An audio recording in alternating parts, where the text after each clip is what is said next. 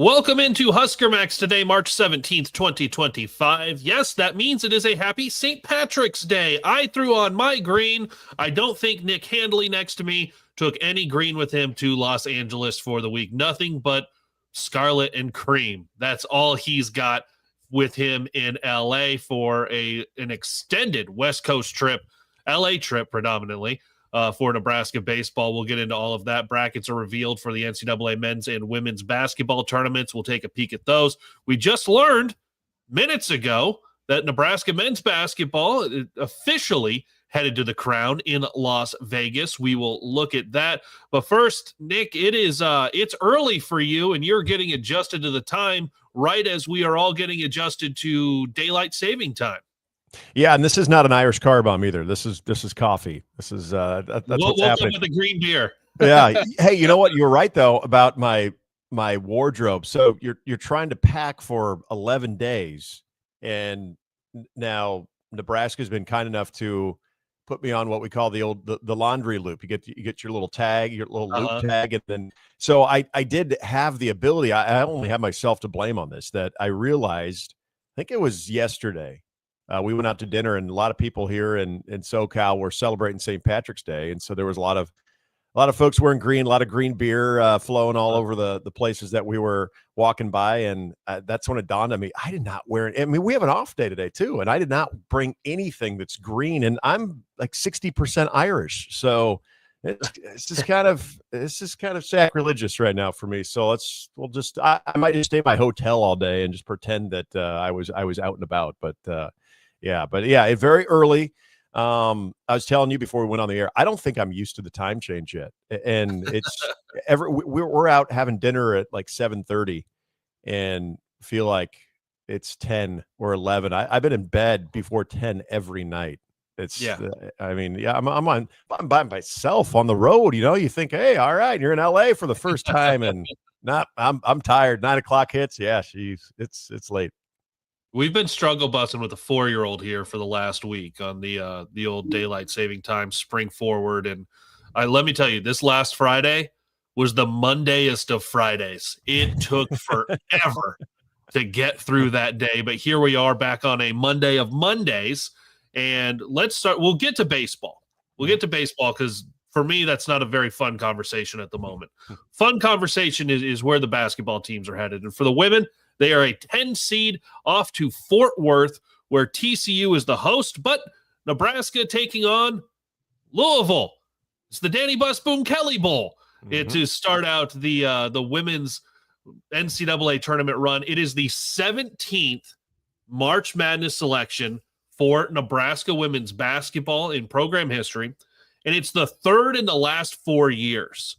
You're talking about consistency now for this program getting there. Nick, the 10 is about where all the projections had been for this team, but it's still exciting to see them in and see them going somewhere that, you know, Nebraska fans have a good history of traveling to Texas for games. Yeah, and sporting a respectable record there too. The Louisville matchup, this is definitely a 10-7 where I think if you look at the analytics and looking at just a couple last night, that Nebraska is right there on the 50% chance, if not greater, to pull the 10-7 upset. So I don't even know, you know, you get to the 8-9 games and you get to the 10-7 game. I don't know how big of an upset we call those anymore. Heck, I mean, there's year on the men's side that we're always picking a 12 over a, the 12 over 5 one. So this to me, I think it is. It's another great step for this program. And I think what you and I have spent so much time talking about with Amy Williams, this may go down as one of the more underrated and better coaching jobs that she has done this season, given the injury situation. You had some lulls in the season, but you're able to bounce back. They had a nice little showing there in the Big Ten tournament. So we always look at these teams of, okay, where's the seed line? What's their path? But then we also look at how are these teams playing going into the tournament? You know, were they playing what you would consider with what you have? You can't do anything about the health at times, but what you have currently available to you, do you feel like you're playing your best basketball? And I think there was a lot of examples, and I think a lot of evidence that Nebraska, once they got Britt Prince, easy for you to say. Britt Prince back into the lineup on a full-time basis. I think you did see them playing some high-quality basketball for an extended period of time. And I think that's all you can ask for right now if you're Amy Williams and you're looking at that draw. Obviously, if you pull off that first-round win, I'm just going to call it a win. I'm not going to call it an upset. Yeah. You got TCU looming at home, but still, this is, I think, a team. Anytime that you can see yourself, you can celebrate a Selection Sunday with a seed line wherever you might be, and you can look at that record of 21-11. And for all of the college basketball viewing world to see, those are always great data points about your basketball program in this high stakes game of being able to recruit and why they should come to your school. And now that there's money involved, all of that. So there is definitely a cause for celebration, regardless of where you might wind up. But you hit a key point there too. Going down to Texas, this is where there's already Nebraska fans there as transplants, and then as you mentioned, they Nebraskans love traveling. And hey, and this is not a dig at the men's basketball program, but you don't have a men's basketball tournament to go to. You're not following the men's basketball team to Memphis like you did a year ago. So I think there's a lot of reason to believe that the Husker fans will travel and they will support this basketball team. Yeah, last year you had the crowd that followed the men's program to Memphis, and then you had the women's game up in the Pacific Northwest, which is hard to get to. Corvallis is not easy to get to. Correct. There's a reason Corvallis didn't get the invite to the Big Ten. But Louisville, 1.5-point favorite on Friday, which, by the way, and that's from ESPN as I'm looking at it, 5:00 is what time that game will be. This is the first time I'm seeing a time next to it as well. Louisville, the former home of Haley Van Lith, who spent some time with LSU and is now with TCU.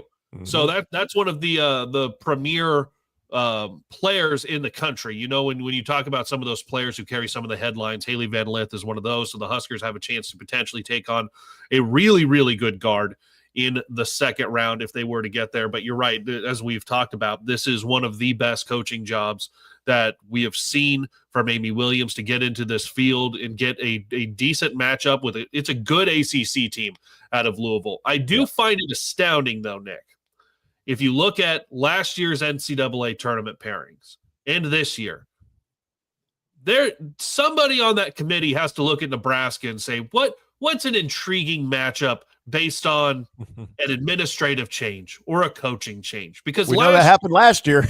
it was right after the Trev Alberts departure for Texas A&M, and who do both the men and the women play? They play Texas A&M. Yep. And now there's not anywhere near the animosity, but it's still a coaching change. It was a major domino in the college volleyball world in that John Cook retires, Danny Busboom Kelly comes home to Lincoln to take over the Huskers, and Louisville promotes, and you've got the coaching changes all happen within 30 minutes, all of the announcements. But first postseason opportunity you get, NCAA selection committee, you're going to pair up Nebraska and Louisville right away. And so Danny Busboom Kelly going to get to have a little bit of a split allegiance, but still, I like this for Nebraska that you're getting there. Like I said, 3 out of the last 4 years. And when you look at, obviously it's different. You've seen the women's team there 17 times. They got a win last year, but the consistency is what you're looking for. 3 out of 4 is great for this Amy Williams squad. And I was talking with my grandfather on Saturday. I think next year, and this is nothing against the seniors and the people that are leaving, because you saw what Kendall Coley, Kendall Moriarty brought to the program, Bertie Rimdahl brought to the program this year, and of course Alexis Markowski for 4 years. But if you look top to bottom, what's coming back next year? You have to imagine you're thinking not just single digit seed, but 6 seed or better with what you have coming back, and that begins. You talk about the comparison to football. When you get into bowl season, that's how you start your next year. The Pinstripe Bowl was the start of 2025 for Nebraska football. Well, this NCAA tournament is not just the end of the 24-25 season. It's the beginning of the 25-26, because you have so much young talent on this roster. The experience you can gain from not just one, but if you can make it multiple games in Fort Worth, and maybe you get out of there, maybe you don't, but that is valuable experience to carry forward into next year where you do have a lot of underclassmen, major contributors on this team. Yeah, and I think that there's one player in particular that I think a lot of this centers around when it comes to what she can ultimately be when her time as a Husker is over, and that is Britt Prince. This was such a celebrated win on the recruiting trail for Amy Williams, and you can introduce her to this right out of the gate. You think about Britt Prince and what her rookie season entailed. You're in the starting lineup. You have the injury. You are having some of those big games that, you're able to score into the 20s on a few occasions too. So there were things where her overall potential, I think, was validated in several ways, but there's nothing more valuable than the experience that you're going to get. And if you extend that experience at this level, there's something about the WNIT that, it's fine. It's an invite. It's going to reward a fine season. But if you want to see the growth from players that are going to be integral to your success, the type of success that getting a player like that, getting a Prince, and being able to say, all right, we got one of the more elite players that this state has ever had to offer. And she's a big factor right out of the gate. And, oh, yeah, by the way, we're going to extend that season into the NCAA tournament. So she's going to be able to experience that as well. Now, I'm not trying to say this is all about Britt Prince, but this is an example of that young core and a big group that you have coming back, that those moments and just the difference between postseason basketball and the NCAA tournament as opposed to the postseason basketball and the WNIT are extremely valuable. And those are little things, building blocks of, just as you mentioned, Kaleb, of being a team that is excited to get together on a selection Sunday to see your name called. Don't really care where you are on the seed line. Don't really care what destination you're going to. You're just excited to see your name there, which is a great thing. Okay, there is a men's basketball program that would love to have done that yesterday. But when you start to say, okay, now how are we taking this thing a step further? Because I guarantee you, these are the questions and the sit downs when Troy Dannon talks to all of his coaches. Whatever their moment of success is, whether it's they went on a 4-game winning streak. Okay, how do we sustain that? Or they are the 4 seed in a conference tournament. Okay, how do we become the 2 or the 1 seed? Or we make the NCAA tournament every year. We're a 10 seed. Okay, like you just said, Kaleb, how do we get to maybe a 6 or better? Looking at this roster, I think there's tangible reason to feel like you could. How do we do that? So all of those questions that are being asked, and it's not like Troy Dannon is trying to put anybody on blast. These are how, as an athletic department, you get better. And so for women's basketball, there's that question that you just bring up. Okay, if you're going to be a 6 or better, how do you do that? Well, this is a great step for that, because especially those young, bright-eyed superstar type players like Britt Prince, she could be an all Big Ten type player for multiple years if it all comes together. This is another great opportunity in her growth to experience that. And so next year, when you're in hopefully a similar situation or better, that all of this is what you expect, not a big surprise, not oh my gosh, I can't believe we're a 7 seed. You expect that because you're holding yourself to that standard, and this team is holding themselves to that standard. All right, I just got had a source send me something here, so we're going to transition into talking about the Crown. I want to talk about the men's tournament in a little bit too. So as the men, we just learned this morning, headed to the College Basketball Crown. It's the first time this event is being held. It's in Las Vegas. You've got tie-ins from the Big Ten, Big East, and Big 12, and you have a number of other at-large in there. Nebraska and USC are the 2 from the Big Ten. That information I just got, I just tweeted it out as well, but it is about the NIL prize pool, name, image, likeness, because that's one of the reasons to go to this. There's the potential to win money for your team. There will be $500,000 in total prizes going out to this. Obviously, the majority of that goes to the team that wins. $300,000 to the team that wins in Las Vegas. $100,000 to the runner-up. $50,000 to the 2 semifinalists that don't advance to the final. So you make the semifinals, you're getting at least $50,000 for your team. And that's breaking right there. I just got something from a source, and I've tweeted that information out as well. I will add that to the College Basketball Crown story for Nebraska that you can find at huskermax.com as well. But Nick, as you just hear, before we look at the bracket, just hearing those numbers, because that's the first time I've seen or heard from anyone specific numbers on who gets what, your initial reaction? It's significant for programs like Nebraska. I take a look at a lot of these teams that are in the Crown, and these are all teams that I think, maybe with the exception of Butler, that I look at and say, I can ask a similar question that I'm going to ask about Nebraska, and you and I have already talked about this too, and that is, what is your commitment level from a rev share and from an NIL standpoint, from a collective standpoint? What is your commitment to basketball, of making your basketball program, all these programs that are going to be in the Crown, what is your commitment to make sure that they are sitting there in a home of a coach or an auditorium on Selection Sunday, and they are awaiting hopefully positive news, and they're doing that consistently? Because we all thought this time a year ago that Nebraska could be in the same situation. And they were just not going into the weekend feeling like they were going to get the bid, but they were there till the very end. Okay. But we also know context is important part of that season, as far as where Nebraska was 2 weeks prior to essentially being eliminated from the NCAA tournament and obviously from the Big Ten tournament.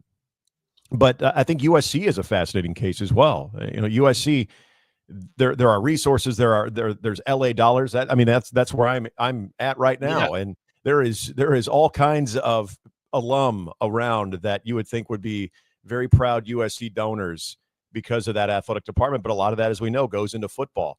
I think Nebraska, you look at the big question that when rev share is official, most likely in July, that is the pool that is going to be allotted to basketball, and will it be a major step forward for them, or are they still going to have to be, I'll use this, creative on how they ascertain talent? Because this is why I don't think it gets discussed enough about Fred Hoiberg, of the type of coach he is and the adjustment that he's had to make is in the high stakes of money exchanging hands and being able to pinpoint someone that can make you better next year, and having the resources just snap your finger and go out and get them, like some programs do have the ability to do. Obviously, Nebraska basketball does not have that program or that ability. They've got to be creative on how they try to lure in that type of talent. Mm-hmm. This type of money, these little things here, and I know a lot of people might be rolling their eyes at $300K and say, that's not even going to get you a decent score, let alone an elite score. But it all builds up. That's essentially someone writing you a $300K check and saying, hey, put this towards your basketball NIL. That is something that I still think Nebraska is on the wait and see approach of how will they be prioritized when it comes to what they can offer. And this is the beauty about this sport. Kaleb, you know it as well as I do.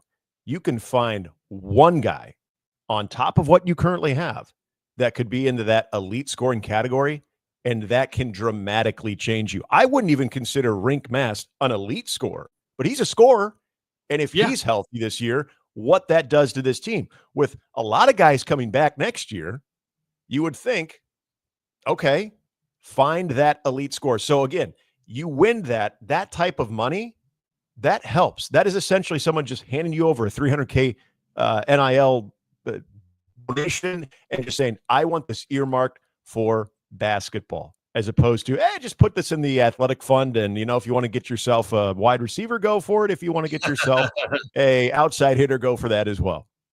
Right. And it's, when you look at that, this is obviously for the champions. So you got to win 4 games. Mm-hmm. But if you get that $300,000 and you have 15 players on the roster, that's $20,000 each. Like that's not nothing. Even when you look at some of the guys who might have 7-figure deals or high 6-figure deals, 20,000 is not nothing. And then you've got some other guys on the roster who are obviously not getting that. And that's not just for Nebraska, but that's for these other programs. And you look at a lot of those at large, apparently all of the Georges were able to make the field. You've got George Washington, Georgetown in there. So you like Boise State, 300,000, and they're going to be one of the favorites to win this as well. They feel slighted. They feel like they had a chance. They got knocked out by a couple of those bubble teams that we thought might not make it in. So, there's obviously going to be a little edginess to them. Yeah, you've got them. So here's the way the bracket lays out. And I apologize that I don't have this saved. Actually, I might be able to pull this up. Let's see if we can do this in real time. If I can pull up this bracket. There we go. Nice. Look how beautiful that is. All times Pacific, so that Nick can see all of them to his body clock. But Utah and and Butler are going to be the opening games there on March 31st. Also George Washington and Boise State. Then Nebraska, Arizona State, followed by Georgetown, Washington State. Other side of the bracket is DePaul, Cincinnati, Oregon State, Central Florida, Colorado, Villanova, Tulane, USC. Those games March 31st, and then April 1st, and then April 2nd and April 3rd for the second round, April 5th for the semifinals, April 6th for the championship game. FS1 has the first two rounds. Big Fox has the final two rounds. It's not the NCAA tournament. No. But it's when you compare this field to the field that's in the NIT, this is a definite step up. No, you're not on campus. And that's one of the cool things about the NIT is that you are on campus. But there's NIL dollars involved. And this is a good field of teams that is outside of the NCAA tournament. You know what? You would have preferred to be playing this week in Wichita or even Dayton. I don't care where it is. But if you're not there, this isn't a bad consolation. No, not at all. And it's interesting. I'm glad you put the screen up there too for people who are just seeing this, because there is a pretty significant commonality with all of these teams that you're seeing represented. You're not seeing any major college basketball blue bloods that just had an off season. And I think this is not a one-off. This goes back to the conversation we're just having about all of these programs, because remember, DePaul, if there's money to be had, DePaul's going to put it into basketball, but that's also a program in the Big East that is really trying to play catch up when it comes to the other NIL dollars that are being put into other Big East rivals in that conference. So I wouldn't say that DePaul is a team that they're trying to figure out where they would put their money. I'm more concerned on, do they have the money? Do they have the money to stay competitive with RevShare and with the collective? Cincinnati, yeah, they've had success at times, but I don't think anybody would call them a basketball blue blood. Georgetown, once upon a time, and I think Georgetown's on the come. I think they have the right guy as the head coach, but you're looking at programs that in the modern era of college basketball just have not had sustained success. And so every one of them, just like Nebraska, is looking at this as a major opportunity to play the high stakes game of roster recruitment and being able to find those types of players that can take them to that next level. So it's a very attractive field, because there's going to be, I think, a major sense of urgency when it comes to being able to win this thing and get that $300K into your collective pool and be able to distribute that out and be able to find the future players that are going to take you to that next level. And so I think there is something about this where maybe earlier, when we knew that this would be a postseason potential for any team, that we kind of rolled our eyes, because we remember the CBI, we remember the CIT, the tournaments that your athletic department has to come up with money to pay for your team to go to it. Well, this is one that's actually paying you. So I know now that people understand it a little bit. And I want to make this very clear, and I'm not going to speak on your behalf, Kaleb, but I know I'm not trying to pump this tournament up just because all of a sudden this is where Nebraska lands, and now I'm going to poo-poo the NIT or anything else. But this is the only one that directly goes into your collective. Now, we can talk about the financial benefit of making an NCAA tournament and what that can do to your external donor system. Obviously, that would be much better. But This one is saying, hey, win this thing and you're getting money, and it can go to your collective. Like, I mean, so this is where we are. And if you have that opportunity of a season that's obviously disappointing, but this is your consolation prize, hey, there are worse consolation prizes. You could be cleaning out your locker right now and getting ready to figure out what you're going to do in the summer. And coaches are already having their evaluations, their player evaluations, and figuring out what the roster is going to look like next year. So this isn't a bad consolation whatsoever. And as long as they don't have a god-awful court like the Big 12 rolled out for their conference championships, people are going to tune in. Think about they overthought that one. I know. Think about bowl season and the number of just like there's bad football teams. It's 6-6 against 7-5, or like there's bad football games. But what do? You tune in because it's football. Yep. And for this, because it's at the end of the month, you're past this first weekend of March Madness. So you've got 2 weeks until this even gets going. Yep. You're going to be through the second weekend. So when you start to look at that aspect of it, is that you will have dwindling basketball on the television, and then you will be able to roll this out all week. People are going to tune in because there's some good names in there. And as you went through and you mentioned that there's not a lot of overall recent success for a number of these programs, I would say Butler and Villanova over the last decade and a half have the best case for recent success. Nova definitely. I should say Nova, a blue blood, but Nova, obviously, Kyle Neptune now has been dismissed. So recently, in the last couple of years, Villanova has been a shell of what they were. But I should mention them in most recent success. There's no question with the multiple national championships, just under a different coach for sure.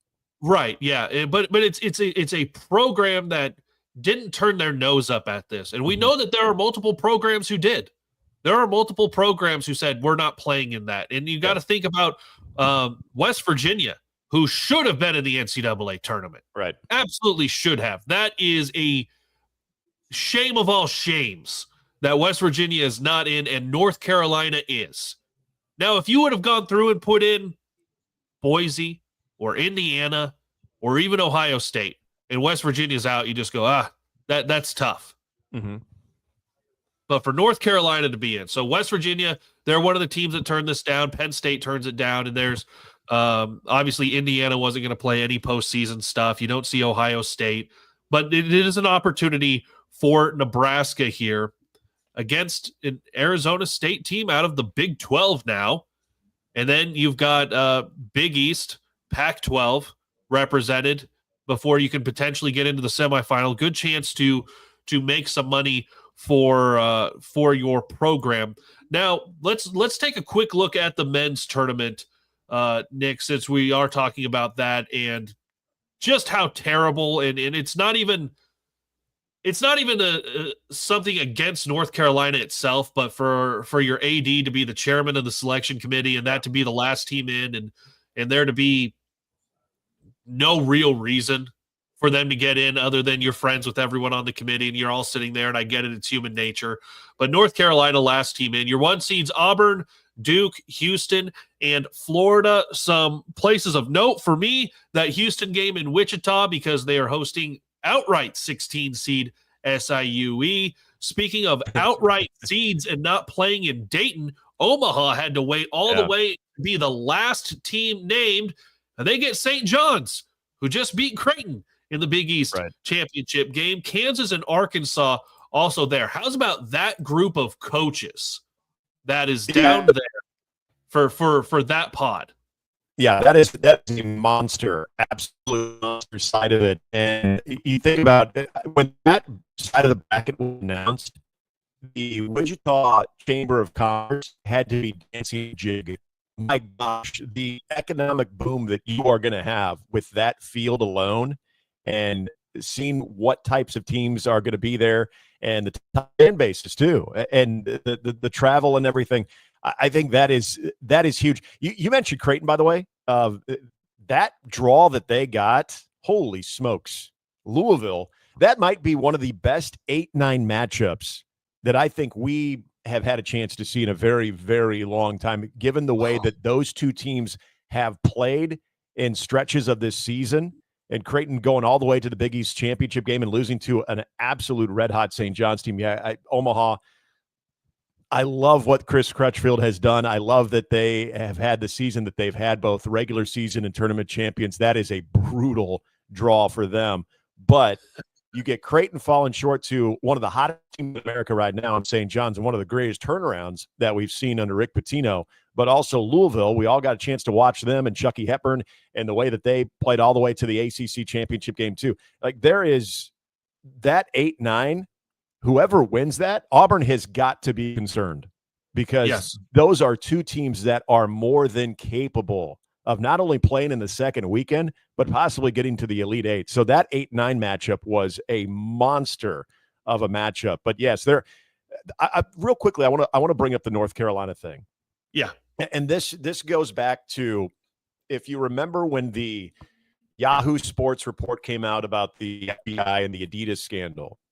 And remember, we were told college basketball as we knew it was going to look so different, because so many blue bloods were dirty in this process, and they were not going to. I mean, we're talking about racketeering, we're talking about wiretaps, we're talking about laws, not college basketball guidelines, but actual federal laws that were allegedly broken, and that it didn't matter who you were not above the law. And if you were caught with your hand in the cookie jar on this thing, then you were going to be dealt with. I thought it was laughable. And I thought, for one reason, because there are certain programs that when they have the spotlight on them, the NCAA makes buku bucks. Remember the threat against Kansas. Oh, Kansas did this, Kansas did that. Oh my gosh, Kansas is one of the biggest when it comes to these atrocities. Kansas might get whatever college basketball's version of the death penalty is. Louisville, we saw what happened to their program, and they suffered for a little bit. They're back, but they suffered. It's interesting, though, with all of the stuff they supposedly had on Kansas, that nothing ever really happened at all. Because, and I know you're like, okay, well, what's your point with North Carolina? There are certain programs that if you can keep them in the tournament, it is essential for the revenue stream and the eyeballs. There are just certain teams that it doesn't feel the same in the NCAA tournament if they are not present. And I'm not trying to say North Carolina was in trouble this year, but their season was not a good one. There is nothing about North Carolina that I would say, ooh, yeah, boy, I'm going to pencil them in to make a deep run. If you have a chance to put North Carolina compared to a couple other teams, maybe a Boise State or somebody else, and you're thinking, what makes more sense from a viewership standpoint? It's a no-brainer. North Carolina, they're a blue blood. So these decisions, I know it angers a lot of people, but go back to that whole FBI thing. There are certain programs that were dealt with differently. And I'm telling you, Kansas might have did way worse things than we even know about.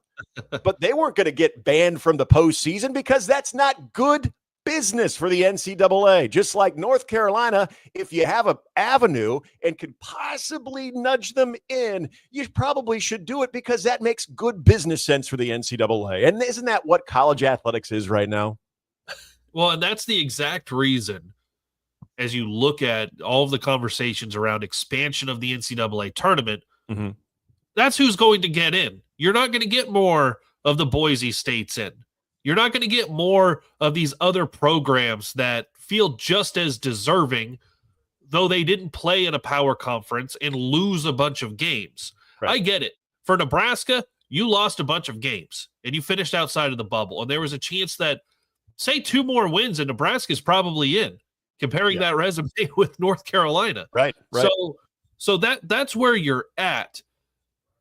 But that's why I don't want expansion. If there's a way for a North Carolina team like that to sneak in this year, I don't want more of that with 8 other potential teams, 8 other opportunities for teams to get in. Back to this bracket. Yeah, I think, man, Creighton got hosed with who fell to that 8 line. I agree. That is very rough for them. And that's We talked about it with the women's side. Louisville, by the way, favored by 2.5 on ESPN. We talked about it on the women's side, how much of it is matchup dependent.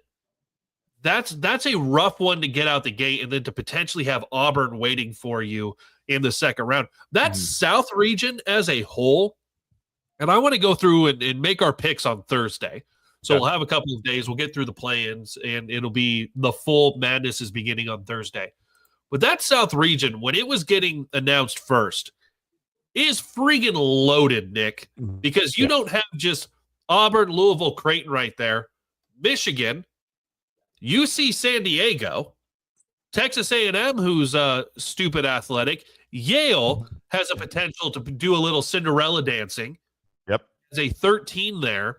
And then you get Ole Miss, Iowa State, Lipscomb, Marquette, New Mexico, Michigan State as the 2 in that region, and Bryant. And so you look at who is in that region. If you're Auburn as that overall number 1 seed, I don't think you got any favors. No, and exactly what we were just talking about with the 8-9.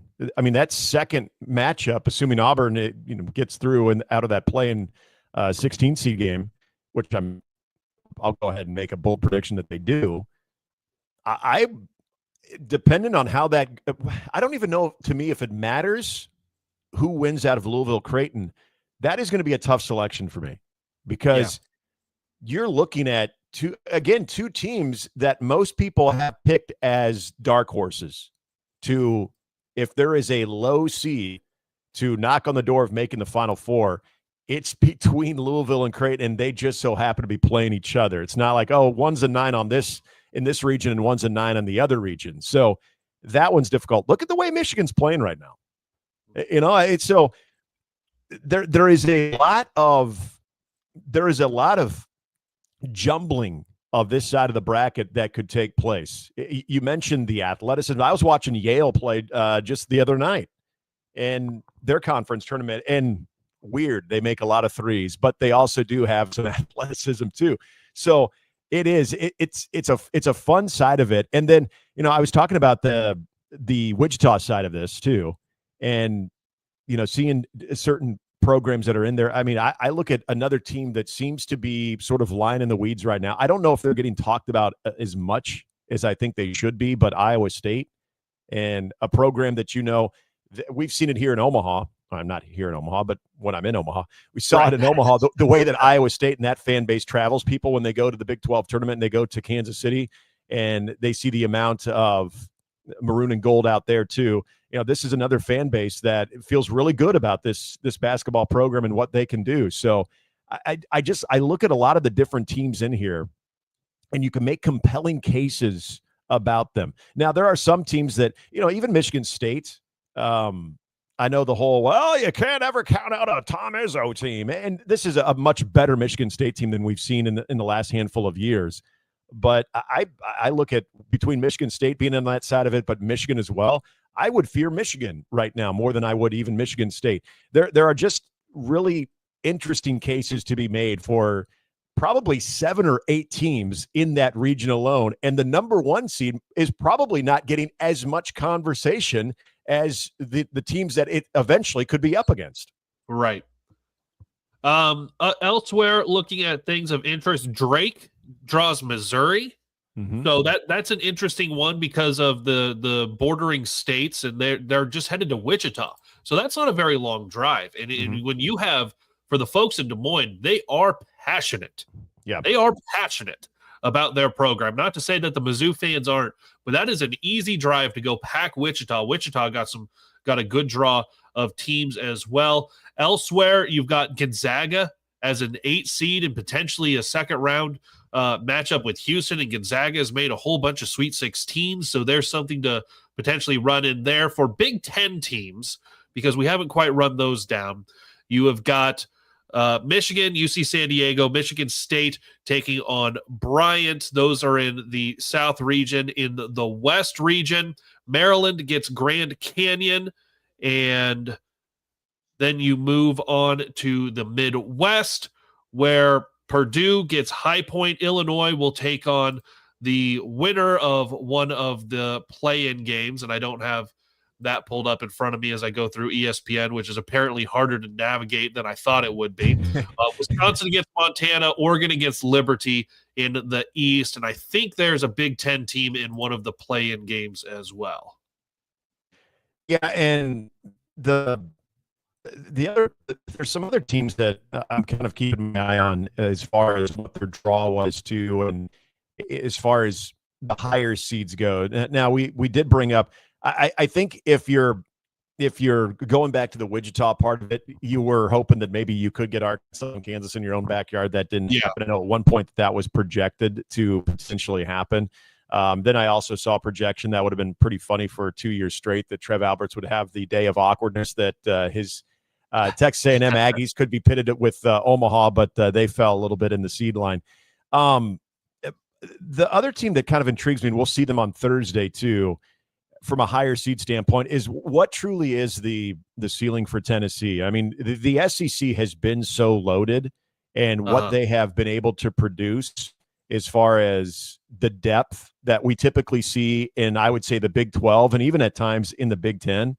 But Tennessee, I think they're an interesting case. I don't know if I'm ready to say, hey, you know, Tennessee's a team that I think is a national championship contender, but they're a team that when you kind of look at all of their, just the way everything stacks up for them, and between Chaz Lanier and what they have with Ziegler, they, to me, could be one of those real sexy number twos that just the way the field stacks up for them. Tennessee is a team that I want to see how they navigate, especially in those first two rounds, assuming that they make the second weekend, because I do think that that's a team that maybe as a two, there's a little bit of less conversation on a team that I do think is pretty damn good, especially in the middle of the season. They look the part.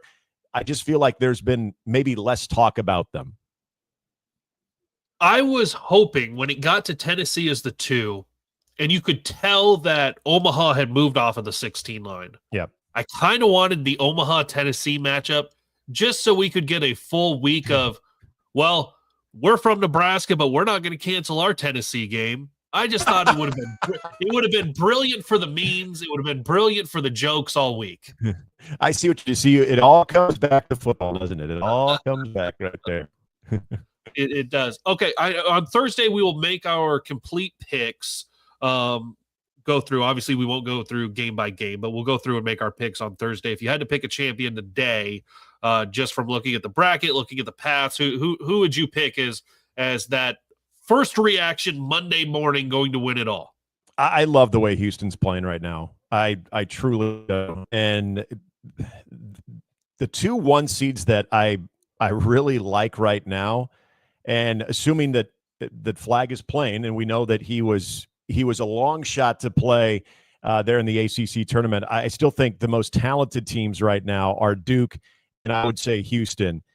Houston, I think, they have a little bit more of a difficult task of getting to the Final Four compared to Duke. But right now, I'm going to say, as far as the team that impresses me the most, and given the way that they're playing right now, I'm going to say Houston. Yeah, I like Houston. I like that Houston pick. I'm sorry to my SIUE Cougars that's a rough first draw, but you're in the tournament, and that's all that matters. Yes, I like, if Cooper Flag is healthy, I like Duke right now, and I know that's, yes, we both just looked at a couple of 1 seeds, but that's the reason they're 1 seeds. They're going to be favored. They've got decent draws. There's a reason that neither of us is picking Auburn right away, right? Because of the draw that they got through their bracket. But you are in Los Angeles, Nick, and the reason you're on the West Coast for over a week is because of a lot of road games. It is a trip out there. UCLA, then Pepperdine, then USC. But this first weekend, UCLA, it started the same way as the previous week, where through 2 games you'd already lost the series. This time, though, there was no salvaging it on Sunday, as it was a sweep by the Bruins, and Nebraska falls to 1-5 in the Big Ten Conference. Yes, it's to all of the new teams so far, but I had seen the stat posted that that's the worst start for the program since the late 90s, when they had an 0-8 start, I believe 1997, and 0-8 start in the first year of the Big 12 Conference. Mm-hmm. Yeah, it's and it's a very familiar kind of reoccurring theme right now for the team is they could get a lead early, and then whether it was Washington last week or this weekend UCLA, there'll be a crooked number put up, a punch back from whoever that team is, and then Nebraska's still searching for their own response. And when we've seen Nebraska have success this season, you'll see them typically get out early, and then whether we're talking about a Wichita State team or even Vanderbilt, when you go back to that second game of the season where Nebraska gets out to a good lead, then Vanderbilt comes right back in the bottom of the first, but then Nebraska had some answers in middle of the game offensively, and then they were able to bookend that game with some offense too. That's what's missing right now with Nebraska in this weekend and in really that Washington game other than Sunday is you're not finding that offense in, say, the fifth or the sixth inning or even that insurance in the eighth or ninth when it comes to these losses. And I know that's a source of frustration because in conference play, you're going to, regardless of your start, a team is going to hit you back. So you've got to be the team that has the answer. And just in the batter's box alone right now, Nebraska unfortunately hasn't had that answer. And I think that is truly the source of frustration because we were having this conversation last night, and I think you can look at a lot of minuscule things. And I think what maybe is getting too much of the conversation is the absence of Mason McConaughey. And that's not to say that that's not significant because it is. Right. Mason McConaughey, what he means on the mound, but also as one of the veteran guys, one of the great guys on this team. There's no question it's a loss. But Nebraska is also not losing games 11-9. If they're losing games where they're putting up a lot of offense, then you can start to look at, okay, well, the staff, what's this staff doing right now? And is the pitching staff up to snuff? Are they just because they're one significant arm down? Is it just not in the cards? Well, they're not losing games like that. They're, Big Ten play right now. They're putting up just over 3 runs per game, which is just not going to cut it. So you've seen good performances out of Will Walsh. I thought even to start the game yesterday before it went a little bit sideways, but at least he was pacing well. Ty Horn was I thought giving you the kind of start, at least in the first couple innings that you needed to try to establish yourself offensively. So I think there are little issues with the pitching staff for sure. There's no question, but I'd love to see if those issues are still there, if this staff on the mound is being supported in the batter's box. And quite frankly, that's not happening right now. And you're not going to. Will said it to me during the post game yesterday. You're not going to win games in conference play when you're scoring 3 runs. It's just not going to happen. And I will say this too. And this is not to. I don't know what Washington's going to be. I really don't. I think they could hit it decently. I still have questions about their pitching. This UCLA team, and shame on us, not you and I, but just everybody right. that was making preseason projections, that we did not take UCLA more serious. This was a team, their 2023 recruiting class was ranked number 1 in perfect game. There were a couple of guys that had their name very low in the MLB draft, but heard their name in the draft. That sophomore class now, that was that number 1 ranked recruiting class in 2023. And if you look at their starting lineup, with the exception of a guy or two on those 3 games, those are all sophomores. Chalowski, who is one of the best shortstops I've seen, he's a sophomore. Lavu, the first baseman, who actually struggled against Husker pitching, but he's got some big power numbers. They've got some arms. All those guys are from that class. This is a UCLA team that the Big Ten is going to have to deal with. This is a UCLA team that I actually walked away saying, yeah, Nebraska needs to figure things out in the batter's box, but they just got beat by a very good baseball team, one of the better ones that I think we're going to see in the Big Ten. I know it's more complicated than this. Let me preface it with that. It's more complicated than this. The simple math is the loss of a starting pitcher is, that's 1 game a week. I know it's more complicated. It shuffles things around. You have someone pitching on a weekend that maybe would have otherwise been starting on a midweek game, and it shuffles other stuff. I get that. The simple math is it's 1 game on your weekend, not all 3. Mm-hmm. And what you're seeing right now is it's all 3. And I think what you're talking about at the plate was really epitomized on Sunday. A 3-0 lead, so you got up. And then the rest of the game, only 1 guy got to second base. Yep. So you're not even putting guys in scoring position, let alone scoring runs. So at that point, you're dependent on home runs. Like you're dependent on, can somebody get one swing of the bat and get it done? And that's not happening at a high enough clip either.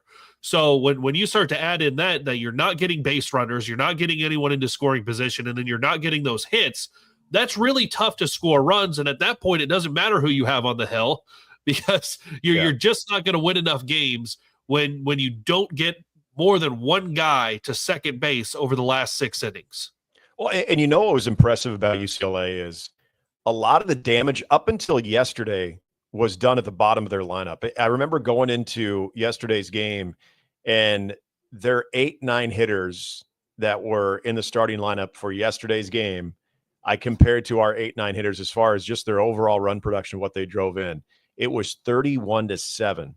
31 RBIs between their 8-9 hitters that were starting yesterday. Now, of course, a context is important. Their 9-hole hitter yesterday in the Saturday game actually had 2 3-run homers in Salgado, and so that obviously inflates those numbers a little bit. But 31-7 is still pretty significant as far as what their 8-9 hitters had done in a situation where they could drive in runs compared to Nebraska. And this is the other thing that Will has talked about during this trip, and when we've talked before and after the game on the radio, and that is they're still trying to find those guys. They feel confident that they have them. They're still trying to find them. And then the other part is, where do you put them in the lineup? We've seen Dylan Carey sliding down, now sliding back up. Dylan Carey had a good weekend, and that is a very positive development. Tyler Stone, for the most part, had a good weekend. That's a positive development for this offense, but it's what you're doing to set the tone. Caden Brumball has been one of the more reliable bats in this lineup, but I start to look at the teams that are okay to the teams that are good to great, and you look at what are they doing down in the order? What are they doing 6 through 9? And this is why I walked away very impressed with UCLA. You are going to respect the ever-loving you-know-what out of their 1, 2, and 3 hitters, but when you have to deal with their 6 through 9 or their 7 through 9, because those guys not only have the ability to get on base, but they have the ability to leave the yard as well. That is a tough lineup to deal with. And everybody from UCLA, they were telling us, yeah, but our pitching. And that was maybe the most concerning thing, because I thought their arms were okay.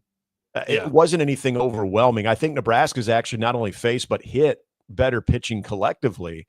And that was the case with Washington too. I wasn't impressed with what they had on the mound. I think everything from what Nebraska expected to see from all of the guys that were going to throw the baseball, both against Washington and UCLA, I think they saw, but they were unable to get consistently solid contact, barrel on the baseball. And I think that's what Nebraska's searching for. I just think if they're able to get hot offensively, or maybe find those right combinations, this is where I think people who want to be critical of the pitching, people who even want to be critical of a little sloppier defense than what we've seen in years past under Will Bolt, I think a lot of those things are either masked, or I think just strictly go away. I think the central focus right now has to be, how do they correct what they're doing offensively, and how do they string hits together? How does those numbers with runners in scoring position elevate? Because all of those things, I know everyone's going to dwell on the strikeouts, and that's a part of it. Okay, they're striking out a lot, but when they elevate that number with runners in scoring position and start hitting at a better clip in those situations, that to me, I think, can really take over the entire team as far as the other issues that maybe people are dwelling on right now. Does that feel to you, and you're in it a little bit more than I am, but does it feel to you that that's a little bit flipped from the last few years of Will Bolt? Because to me, it had seemed like you had guys that were going to put up runs.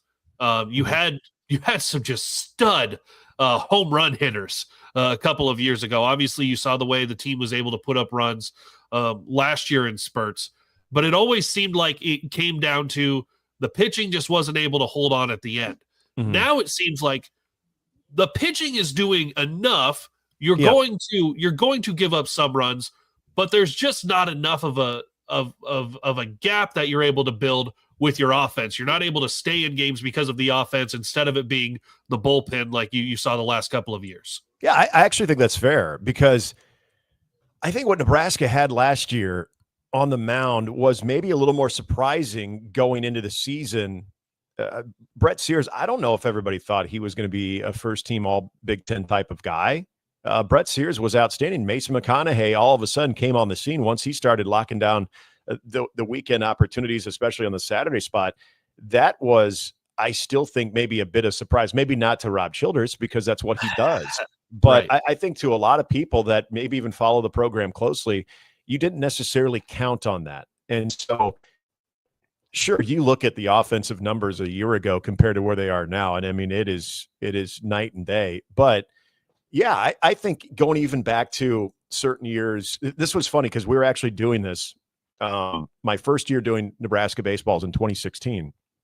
And I remember we had a road trip, Ben and I did, out to Ann Arbor, Michigan, and Nebraska got swept. And I remember it had just such a real ominous feel to it. And it felt like Nebraska had really struggled.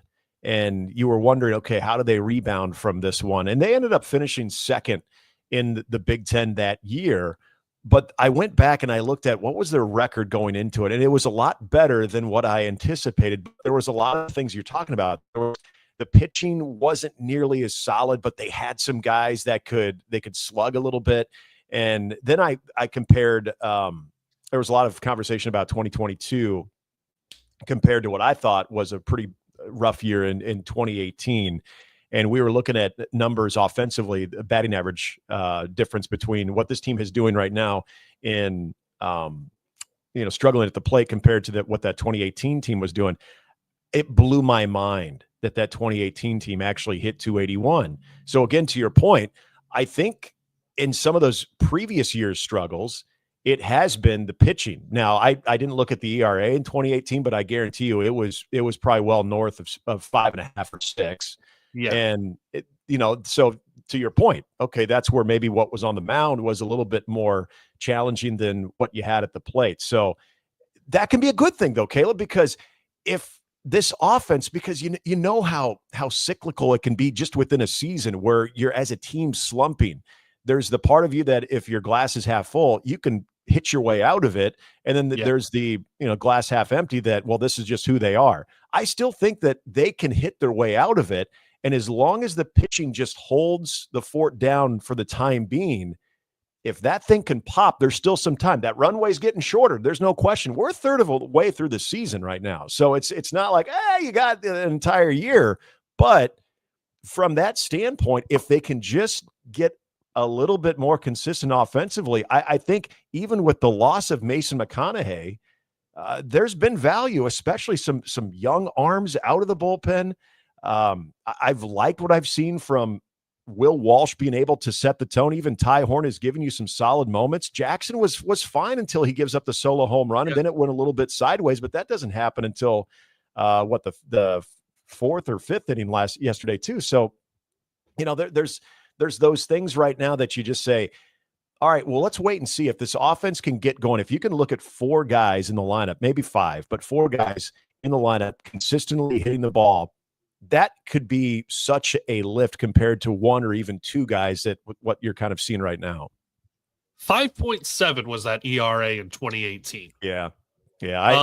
It was a tough one. There were guys getting thrown to the wolves because they had injuries that year on the staff as well. But man, that was tough.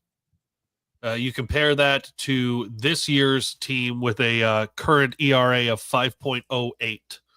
So you're looking at almost a run difference already on earned runs compared to that 2018.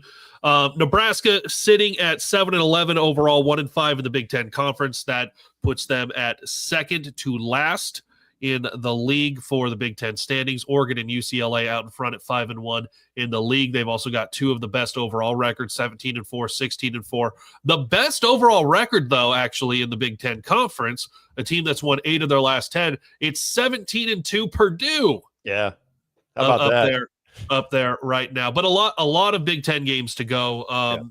This is one where obviously you don't want to be 1-5 to start, but if you're looking at where you're at, just Big Ten, you're not looking at hosting a regional, you're not looking at these other things. You're looking at just where you are in the Big Ten. There's a lot of room to improve and a lot of opportunities to do so in the Big Ten Conference. Next up there will be USC this weekend. We'll preview that on Thursday. Between now and then, though, Huskers taking on Pepperdine, 5 o'clock Central, first pitch, both tomorrow and Wednesday. Nick, looking forward to listening to you guys on the Huskers Radio Network for all of that. Get ready to see a lot of cool pre-game tweets with the Pacific Ocean out there just behind left field. One of the more beautiful ballparks out there in Malibu, but it's going to be challenging getting there because with the wildfires, we were told that there are going to be some interesting routes that we have to take to get clearance just to get into near campus. So that is going to be interesting. But yeah, one of the most beautiful ballparks that you're going to see in college baseball with the way it sets. And then game time for us will be 3 o'clock here Pacific time. So we'll be able to see that sun starting to set into it. It's going to be really neat. Oh, beautiful. It's the Rose Bowl of college baseball. Exactly. Awesome, Nick. We'll listen to you for all of that. We'll talk again on Thursday, 9 a.m. right here on the Husker Max YouTube page. Head to huskermax.com for everything you need Huskers related. That's it for me. I'm Kaleb Henry. That's Nick Handley. Go Big Red.